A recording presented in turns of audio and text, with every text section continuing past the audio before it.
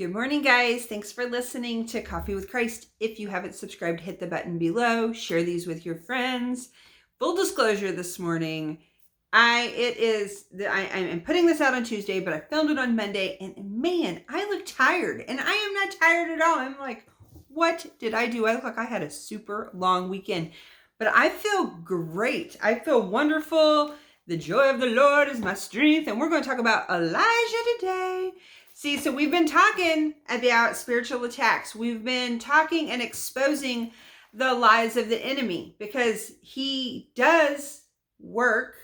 He has some limited power in this earth, and he likes to wreak havoc on believers because he hates you. He hates you because you're created in the image of God. You are created in the image of God, and he is jealous of God. He's not created in the image of God. He's not human. And so he hates you. So you have a target on your back. But you know what? Jesus overcame all the works of the enemy. He's destroyed them. So we walk in this earth from a place of victory. I really want you to get that. You walk in the earth right now from a place of victory. You are seated in heavenly places right now with Christ from a place of victory. You are full of the Holy Spirit. You can overcome every single attack that the enemy brings at you victoriously. You are full of the Holy Spirit. You are equipped.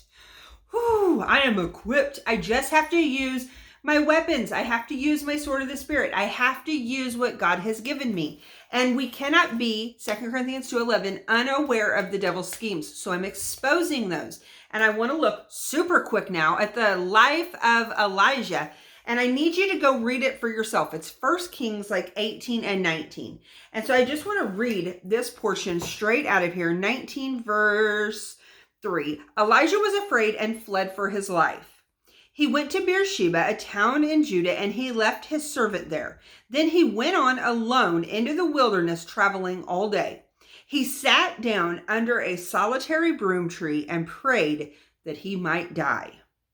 I have had enough. Lord, he said, take my life, for I am no better than my ancestors who have already died. I mean, he is like, I just want to die. I just want to die. How did this man, this prophet of God, this man that walks with God, has the favor of God on him, be sitting in the wilderness alone under a tree saying, I want to die, being suicidal? I mean, anybody else ever be so weighed down that you're like, I just want to die? Like, I don't know if I can take it anymore.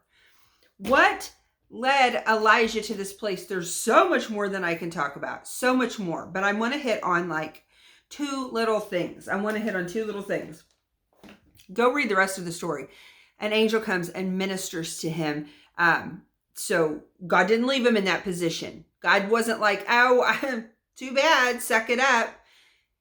He got nourishment and he went on. Go read the story. I don't want to leave it there, but I just don't have time. And so I want to look at what happened before. What makes us susceptible? What opens us up that this can happen? So Ahab told Jezebel everything that Elijah had just done. And Jezebel came and then was like, basically, I'm going to kill you by tomorrow.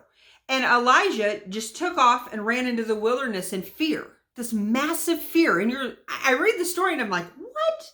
You know, there was something at work besides this. There was demonic spirits, something that come on Elijah, an attack that enabled him to do this, because previously, literally one chapter before, what Elijah has been doing is Elijah just took down the prophets of Baal. Like, it just had this showdown. You should read it. It's amazing. And had this showdown. And then he took 450 prophets of Baal after he won, so to speak, and beheaded them all. And then he gets the supernatural strength, go read it at the end of 18, to then literally run ahead of a chariot. So I look at that, and then right after, Jezebel comes and makes these threats, and he has this fear. He was just this brave, and how does he have this fear? Enough to then go be heavy and want to die. I'm like, where's the play out? Well, One thing I'm going to hit on, and I might talk about this more because this is like a whole study. But you know what? He was tired. He was tired. Are you tired? Are you tired? I believe his tiredness. I mean, it would make you tired to behead 450 prophets, right? That's going to make you physically tired. You have this supernatural strength that God gave you to go run ahead of a chariot. You're physically tired. He was physically tired. And then when Jezebel spoke that, he opened up and this Jezebel spirit could come on him and make him want to kill himself.